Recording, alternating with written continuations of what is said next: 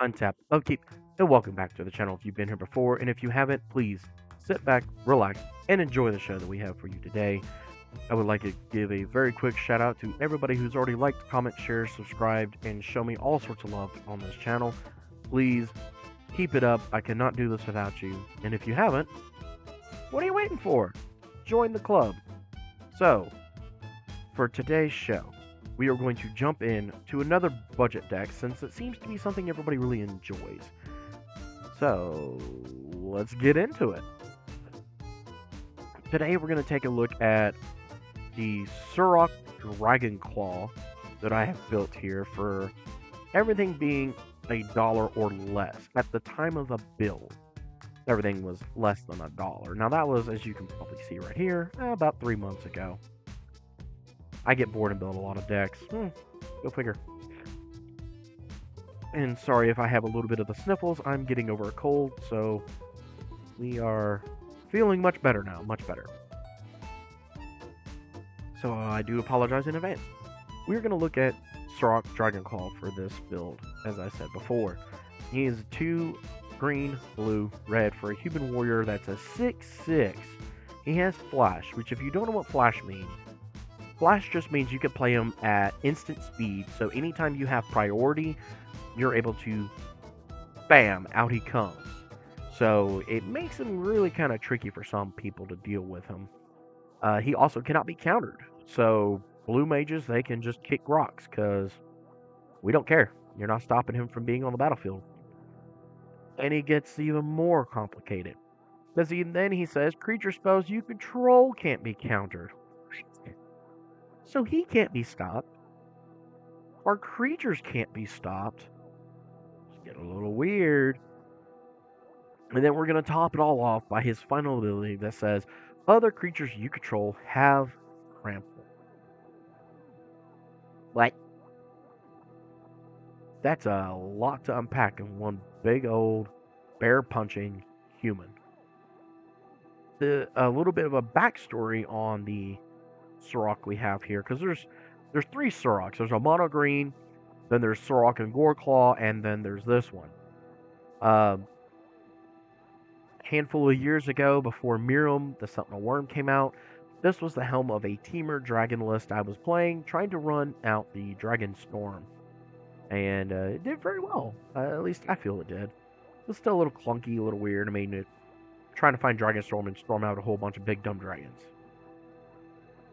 So it was interesting. And then Miriam came out, and I just scrapped the whole deck, and I redid everything, and I have a Miriam deck.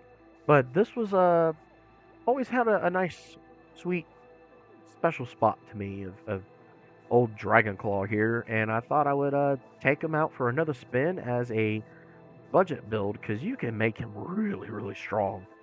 But I wanted to see how strong he could be as a budget build. So let's dive deeper into this, shall we? We're running 1 Planeswalker, and that's Kiora Behemoth Reckoner. For 2 in either a blue or a green, we get a 7 loyalty Planeswalker with no plus to her. No plus. Her only negative is untapped target permanent. That's all she's got. That's it. So then you're probably sitting there going, well, why is she in the deck then? What do we care? We care because of her static ability, which makes her play like an enchantment. So whenever a creature with power 4 or greater enters the battlefield under your control, you're going to draw a card. Guys, gals, children of all ages, Kiora out before our commander, we can play our commander and draw a card, and then untap something. Seems like a win-win to me. So let's kind of dive deeper into the deck now and figure out what kind of creatures we got going on here, shall we?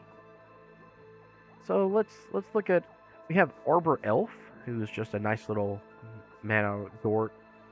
Only untaps a forest, so it might hurt us a little bit here, but generally we have very good odds of, if we play a forest or any kind of green source, it's probably going to be a forest, and he's probably going to be effective. If nothing else, at least have a blocker. We're playing Itali, the Primal Storm. Everybody's favorite thing to see in just about any kind of red commander deck that any sort of precon. They love to reprint him. and he's been reprinted again into Foundations. Poor dude. He's kind of like the new Shivan Dragon, I think. Same mana cost, a little bit bigger, doesn't have flying, but does pretty scary things. So whenever he attacks, you exile the top card of each player's library, that includes you, and then you can cast any number of spells from among those cards without paying their mana cost. So that includes us, and we can hit some pretty spooky things if we really got up and going. As I'm sure you kind of can see through the pictures, I got a few flying dinosaurs, so to say, in here. Goblin Archaeomancer is just a nice 2-drop goblin that allows us to make our red and or green spells cost 1 less. Rattleclaw Mystic, if I could actually speak tonight. Just an efficient 2-drop mana dork that makes us one of any color we need for our commander. Soul of the Harvest, whenever another creature we control enters the battlefield under our control, we're able to draw a card. I know right now it is a little bit out of my little budget range by 11 cents. Not really going to sweat that too much. I mean, I can't really help that. At the time of the build, he was like 80 something cents or something like that. He wasn't quite at $1, but he was knocking on that door. But I guess it's just because he hasn't really seen a reprint since like 2016, I want to say. Maybe it's time they look at giving him another reprint. Maybe with that upcoming Darktear Dragonstorm set, we could see something like this in a reprint. Be pretty sweet. At least in a commander build. I don't know about being in an actual set, but I think it'd be pretty cool in the commander build. Oh, look, here's one of the flying lizards. Dragon. So this is Archwing Dragon for 2 red, 4/4 with flying and haste. At the beginning of your end step, bounce him back to your hand. So he is going to be a pretty reliable source of card draw if Kiora or Soul of the Harvest or any of the other permanents we have in the deck are onto the battlefield. We're able to continuously draw cards at the very least from this really interesting dragon. It's a 4/4 body with flying and haste, so we have a very good shot of getting him in for some damage. Eternal Witness, a classic staple for most green decks. He allows, when this comes into play, we're able to bring something back from our graveyard. This is Goreclaw, Terror of Kalsizma. So for 4 mana, 3 and a green, we get a 4/3 bear that has creature spells you cast with power 4 or greater costs 2 less to cast. And that would be pretty sweet as it is. But of course, wizards make it even meaner.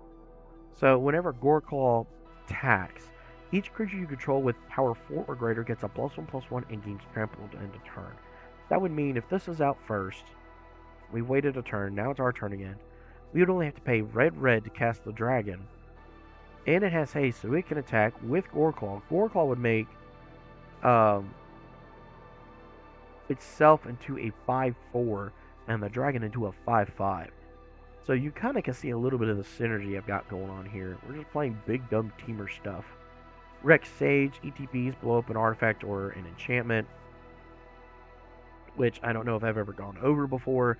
I can use a lot of Magic the Gathering slang, so to say. ETB is just short for enters the battlefield, and LTB is short for leaves the battlefield. Harass the Nasty. This was pretty big back in the early days of Commander, and back what we would like to call Battle Cruiser, which is probably where this is probably going to see the most average amount of play. It's got some big, strong creatures in it, sure, but we're not like the most overpowered deck at the table by any means.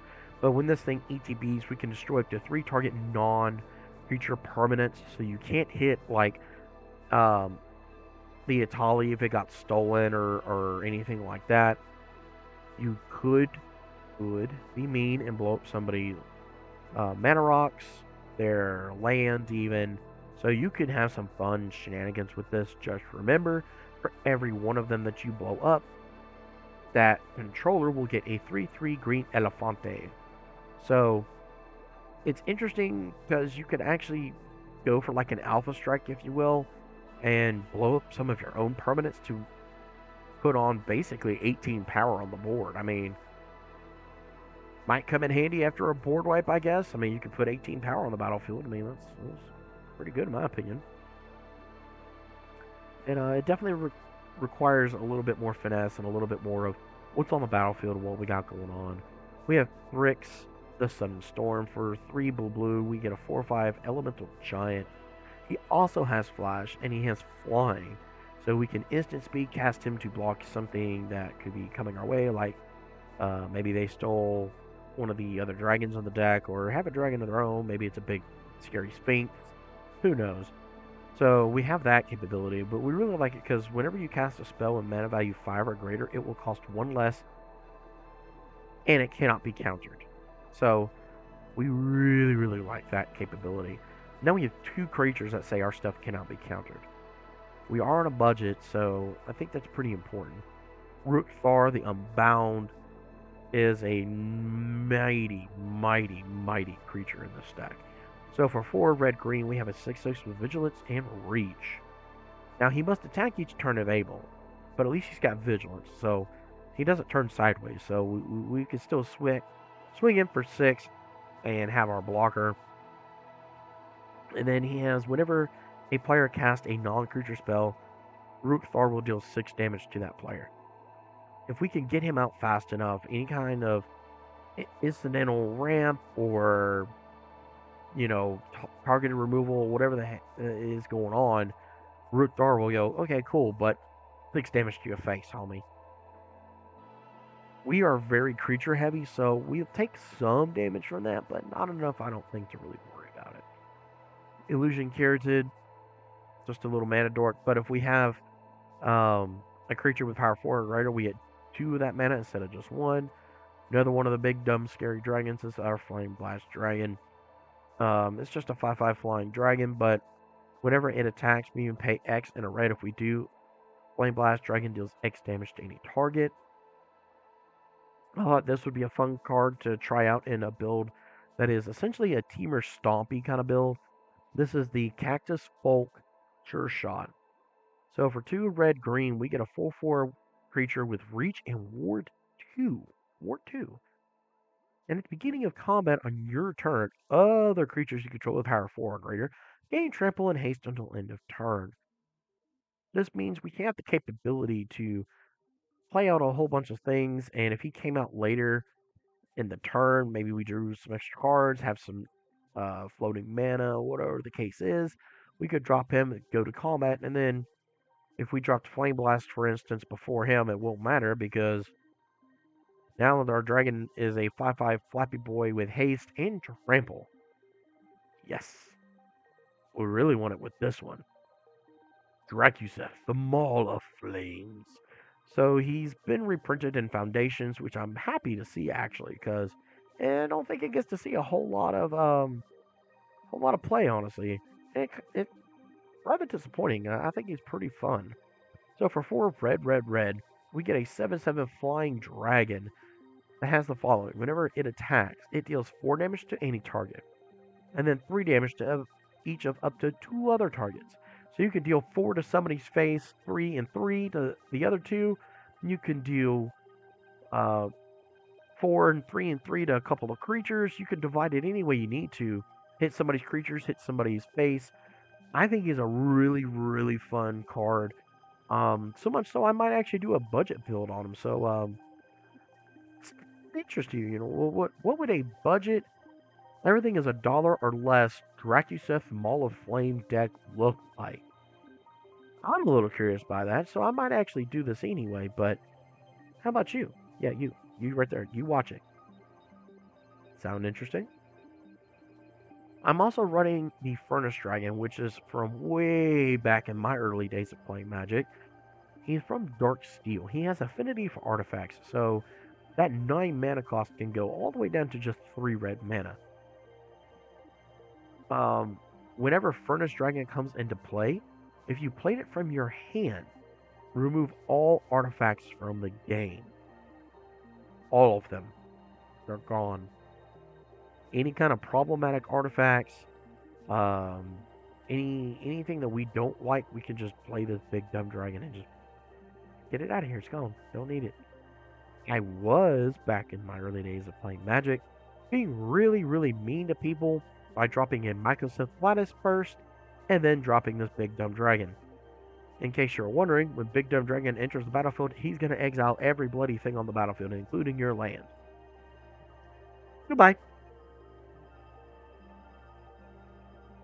He was a feared little combo I was running way back in my early days of playing Magic the Gathering. This was back before Commander was actually a big thing. So it's just a nice little nod to my past, if you will. And he's a dragon that not a lot of people get to see, and I would like to see Wizards kind of print something special for him. You know, maybe there's something they can do for that. Some kind of Commander deck I think he'd be a bomb in. What would you think? Llanowar Elves. I mean, it's Llanowar Elves. Same thing with Steve or Sacred Tribe Elder. Just some more rant pieces here. We are pretty high on our mana curve. Whisper of the Wilds. It's just another little mana dork, but if we control a creature power 4 or greater, we get 2 green instead of just 1 green. So I think it's pretty sweet. Elvish Mystic, again, another mana dork. Farouk's Pack Leader is some more card draw. Whenever a creature power 3 or greater enters the battlefield, we may draw a card. That could matter. It's a may effect, so we don't have to draw a card every time we cast Archwing Dragon. If our cards are starting to get a little low, maybe somebody has a mill deck or something, we don't really have to do it, but we could if we're trying to find something very specific. Primordial Sage, again, is a very similar effect to the Soul of the Harvest, or even a Beast Whisperer. He's kind of like our Beast Whisperer of the deck, so if you actually had a Beast Whisperer and you were throwing this deck together, you could probably put it in versus the Sage here, or find a way to run both in the same deck. Mainly because whenever you cast a creature spell, you may draw a card. I like the fact that he's a May, and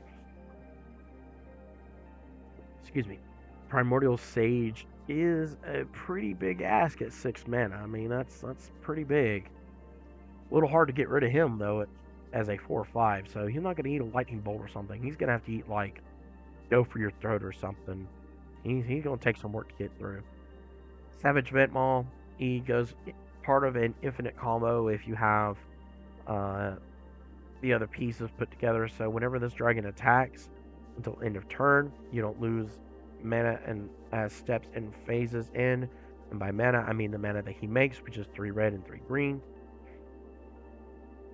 We also have Shaman of the Great Hunt. So he has haste. He's a 4/2. Whenever a creature you control deals combat damage to a player, put a +1/+1 counter on it. So that alone seems pretty sweet to me. But then he has Ferocious. So for 2 in either any combination of blue and green, pardon me, you get to draw a card for each creature you control with power 4 or greater. Yes, please. I thought this would be a fun include for the deck as well, because we have a couple of things to give our stuff trample. So this is Proud Wild Bonder from the original Ikoria set. He's got trample and he's a 4/3, but then this is where I thought he'd be hilarious. Creatures you control with trample. You may assign damage as though it weren't blocked.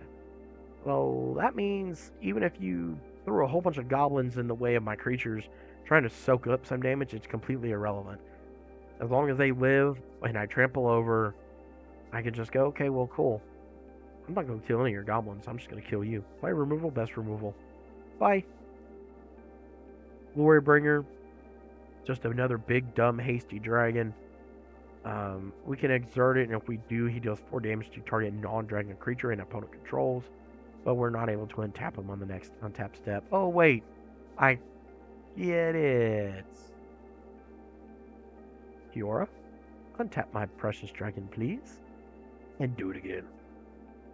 There's also the End Race Forerunners to kind of act like our Crater Hoof effect, if you will. He's just as expensive mana-wise.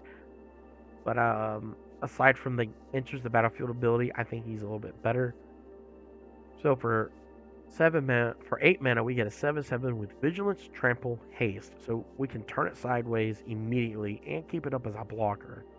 And then when it enters the battlefield, other creatures you control get +2/+2, gain Vigilance and Trample until end of turn. This big behemoth, this wild out crazy boar, will come into the battlefield, pump our team, and make them pretty scary, because then we can also keep them back as blockers. Let's move on down the list a little bit, shall we? Let's look at our sorceries. We're running a little bit of our typical ramp package with Rampant Growth, Kodama's Reach, Farseek, Cultivate. We're even running an Explorer to make an additional land drop. We are really high on our land count, and this will allow us to draw another card as well. Shamanic Revelation allows us to draw a card for each creature we control. Baseline, if we had, for whatever reason, all the creatures out, we're looking at a total of 29 cards, which that's ridiculous. So we'll probably never get that far.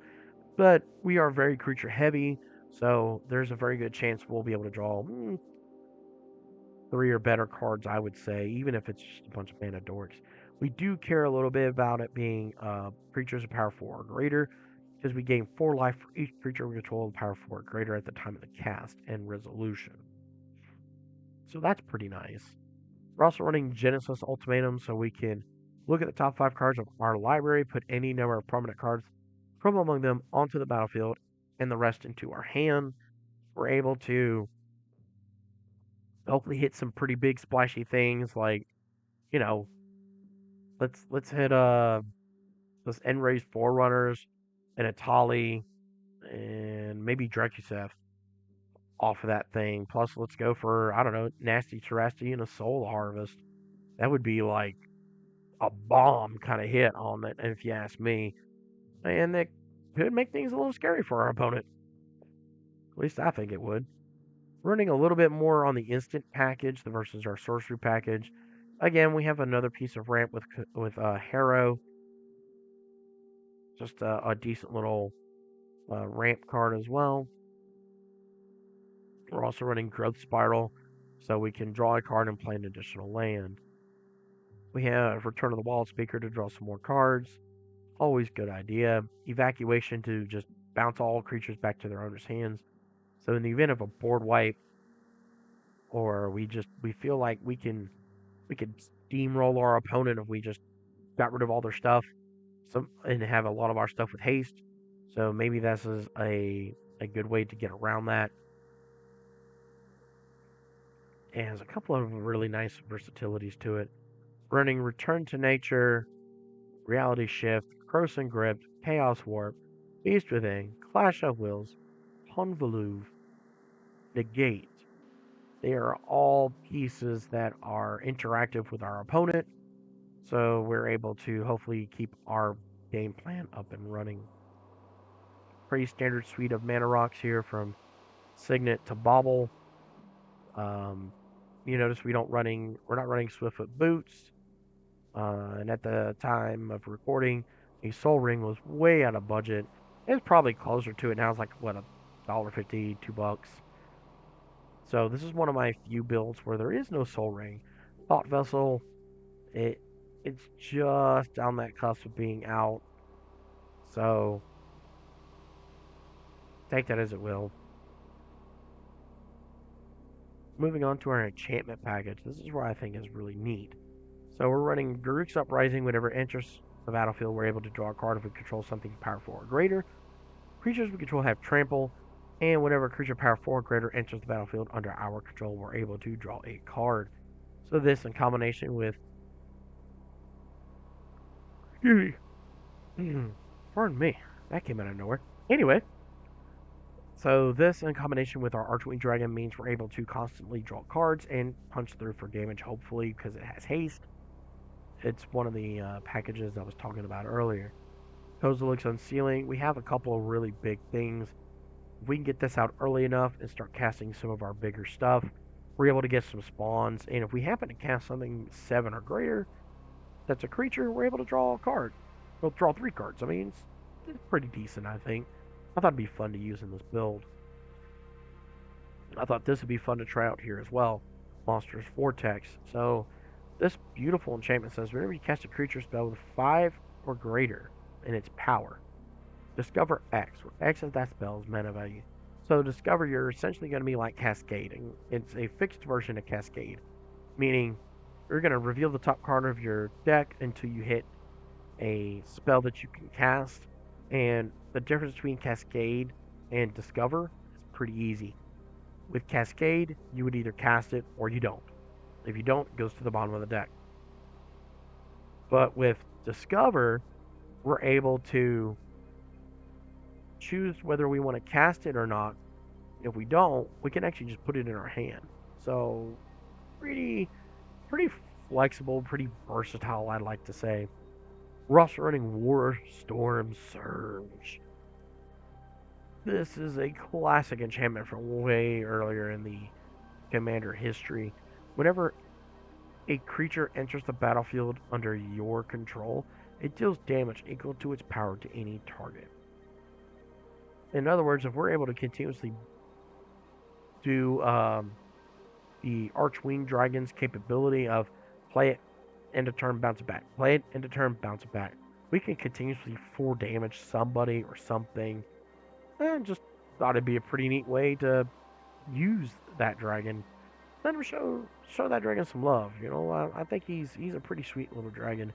I mean, it works great with everything else in our deck because our deck is packed with so many big dumb fatties. Moving on finally to our mana base, we are a little bit heavier on our green with 38, 7 blue, 7 mountains. We are running a total of 37 lands in this deck. We are also running our typical sweep of lands that you're going to see. One piece of spot removal for land cards that are a problem. One of our rainbow lands, another rainbow land. Evolving Wilds, there's a Terramorphic Expanse, and a Bonder's Enclave because we have a whole bunch of big dumb things. We're running also the Cinderglade, Game Trail, all 3 of the temples, all 3 of the check lands should be here. Nope, we're missing 1 check land. We're also running 2 of the pain lands as well. So that kind of rounds out our mana base a little bit and gives a pretty solid start, I'd like to think. Starting to lose my voice a little bit here. Not good. We are, as you can look at our mana curve, we're very high in our 2s and 3s. After that, we kind of level out a little bit. We're thankfully not too high in the 7, 8, and 9 category, predominantly a green deck. As you could probably see down here on my bottom of my screen, we're considered to be bracket 2 deck. We're going to be able to hang with most commander decks, which is fine. I wasn't trying to build this to be the most ridiculous thing. I wanted to build it as a budget and see what we could do with it. So if we do a quick play run, I think we would play our temple.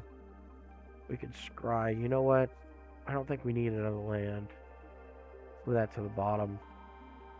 Let's draw. Play this. I actually want to get my shaman out here first. Since it's a mana dork, it has restrictions on when and how it can be tapped. We can do this. Actually, is that better? Yeah, this is better actually. Hold on. Come on. Get back here. So we can play this, pass our turn. Draw. Play this. And I think we need to continue advancing our board. Play that. Play that. Eat that. Well, let's go find a mountain, I guess.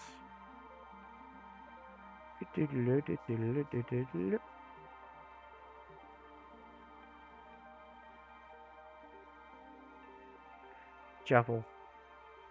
Shuffle. Mountains on the battlefield.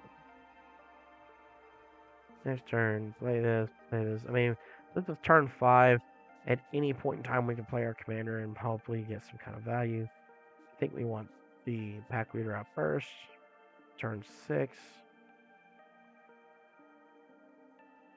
Could play our commander here. Allowing us to draw a card. Pass turn. Lay that. Draw a card.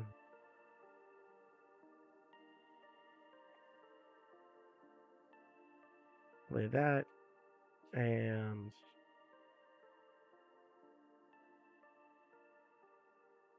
maybe use Garuk combination to draw a card by doing that. Yeah. We're not really going that far, are we? We ran pretty okay, but I think we ran out of steam here. Mm. Oh well. This has been the Surrak Dragonclaw wishes you were here kind of build. Because Surrak himself can deal quite a bit of damage on a battlefield, being that he's a 6/6 trampling big dome creature. Well, I wouldn't say trampling because he doesn't have trample himself, but he can get trample.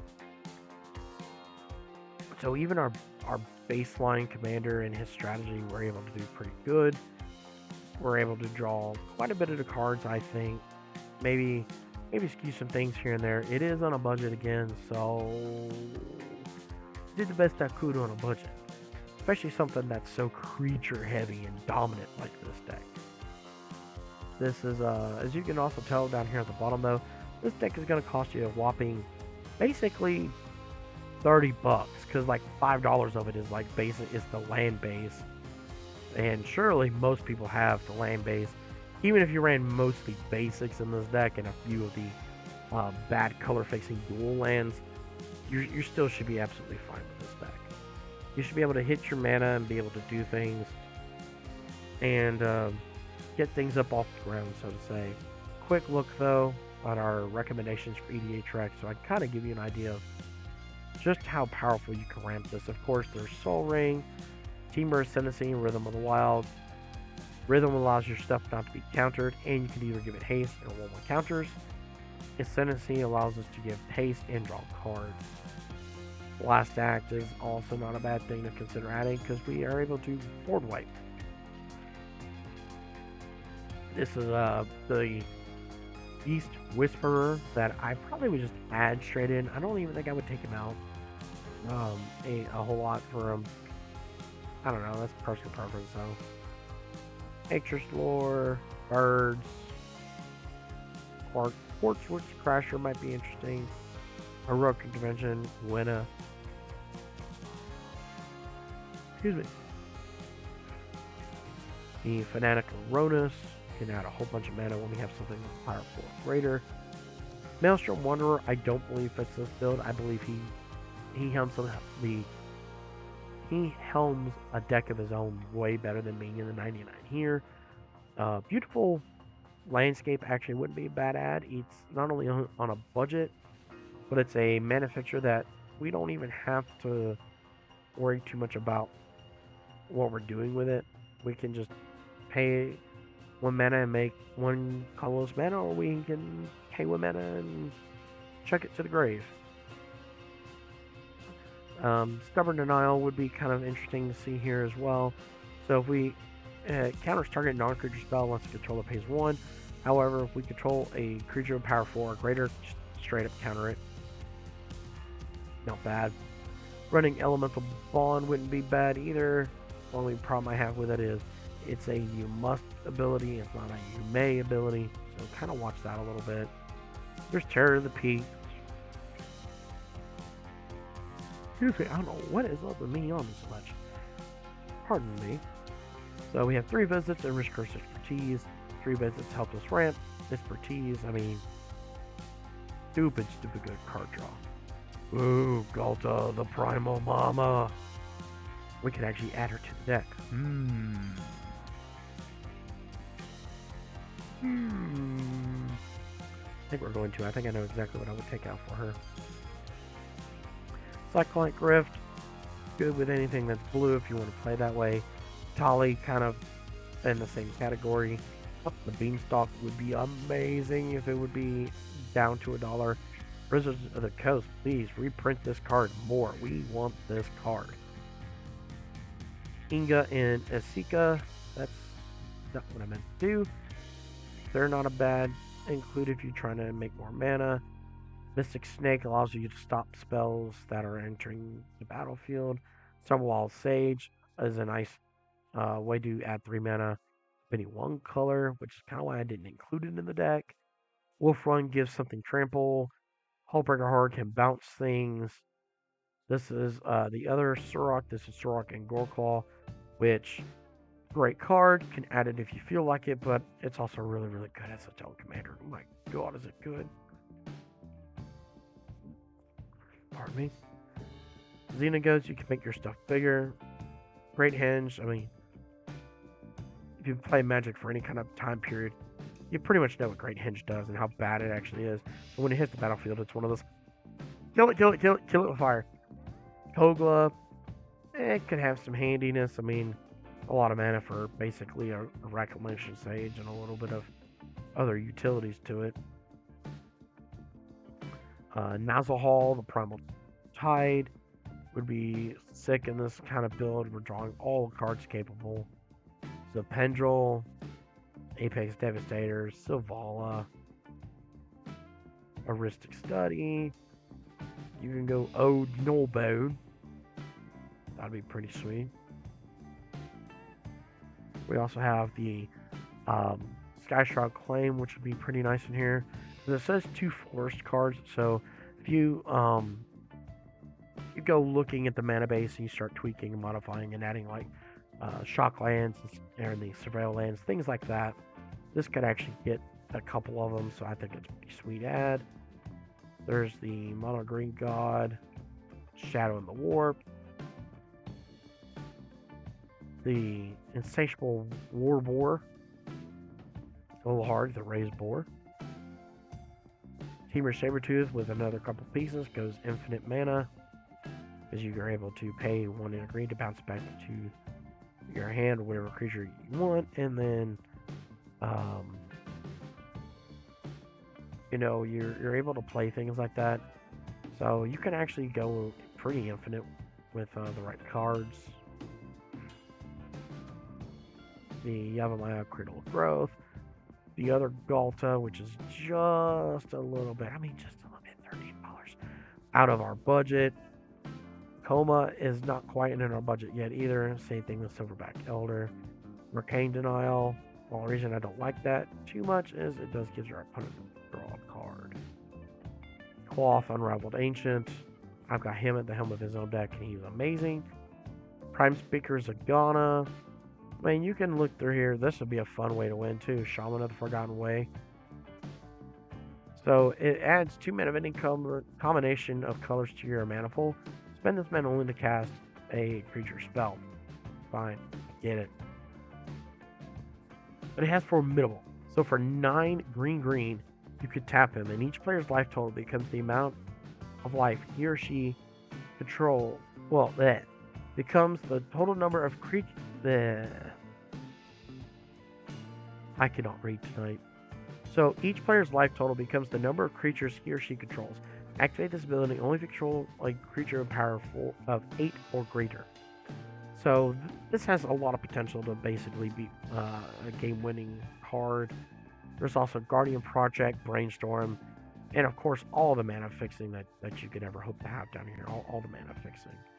So you got quite a bit of options. You can make this really, really fun, really stompy, punchy kind of thing. You can change up some of our instants and sorceries to make sure we're able to do our thing. And I don't know. I've always just kind of liked the red, blue, green teamer wedge and what it brings to the table.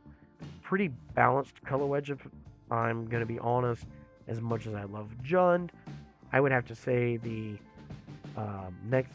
next runner-up would have to be Teamer and then Naya. So that's just me. I have a little bit biased. With all that said, though, that is going to do it for today's video. And I hope you've enjoyed it. As you can tell, my voice is only getting worse. So I do apologize for having so many days without a video. It was just very, very difficult. Nearly impossible for me to actually talk and make a video for you, all of you lovely people that have shown me so much love and support. And don't forget to check out this deck on the description of this video, because that's where I will link this. And I hope you have a really wicked time. Don't forget, like, share, subscribe, leave me some comments, show me some love. We've got other projects I'm trying to get up off the ground here for this channel, but I need you. I need your love. I need your support. So, all those I have, thank you so very much. And always remember, I have been your Buddha Dragon. So, rub that belly for mana, and may your games be filled with luck. Peace out.